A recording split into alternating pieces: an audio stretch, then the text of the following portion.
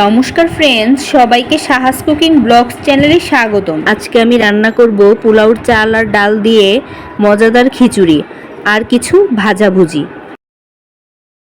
প্রথমে কড়াইতে পরিমাণ মতো তেল দিয়ে দুটার মতো শুকনো মরিচ, তেজপাতা ও এলাচ দারচিনি দিয়ে কিছুক্ষণ নেড়ে নেব। তারপর সামান্য কিছু আস্ত জিরা দিয়ে আবার একটু ভেজে নেব। তারপর পাঁচফোড়ন দিয়ে দেব। পাঁচফোড়নটা একটু কালো হয়ে আসলে আগে থেকে থেতো করে রাখা আদা কুচি দিয়ে দেব। আদা কুচিটা একটু ভালো করে ভেজে নেব।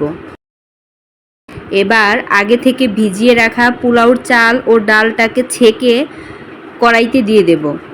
দিয়ে ভালো করে ভেজে নেব। বেশ কিছুক্ষণ সময় নিয়ে চালটাকে ভেজে নেব। এবার চালটার মধ্যে পরিমাণ মতো হলুদের গুঁড়ো, সামান্য মরিচের গুঁড়ো ও স্বাদ মতো লবণ, কয়েকটা ফালি করে দেওয়া আস্ত কাঁচামরিচ দিয়ে চালটার সাথে আবারও কিছুক্ষণ ভেজে নেব।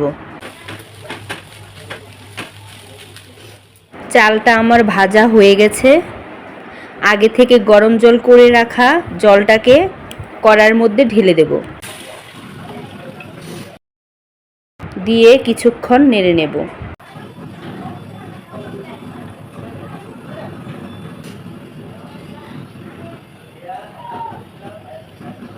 খিচুড়িটা আমার নাড়া হয়ে গেছে, এখন ঢাকনা দিয়ে একটু ঢেকে দেব। খিচুড়িটা প্রায় হয়েই এসেছে। এ পর্যায়ে একটু চিনি দিয়ে দেব।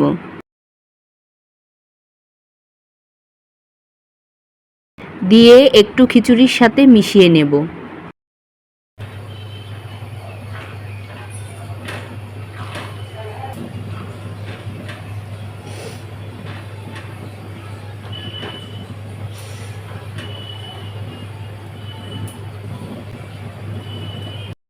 এখন খিচুড়িটা আমার হয়ে গেছে।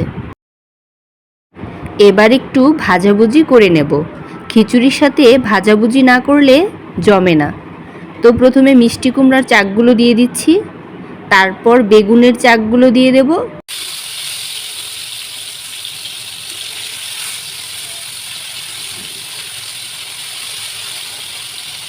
এবার চাক করে রাখা আলুগুলোকেও দিয়ে দেব। সবগুলো একসাথে করে ভেজে নেব। সময়ও বেঁচে যাবে, তাড়াতাড়ি হয়ে যাবে।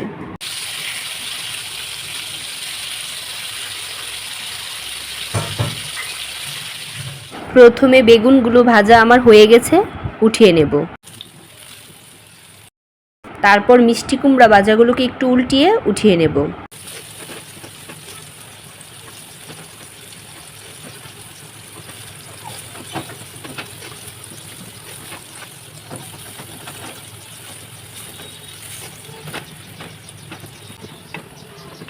এবার আলুর চাকগুলোকেও উঠিয়ে নেব।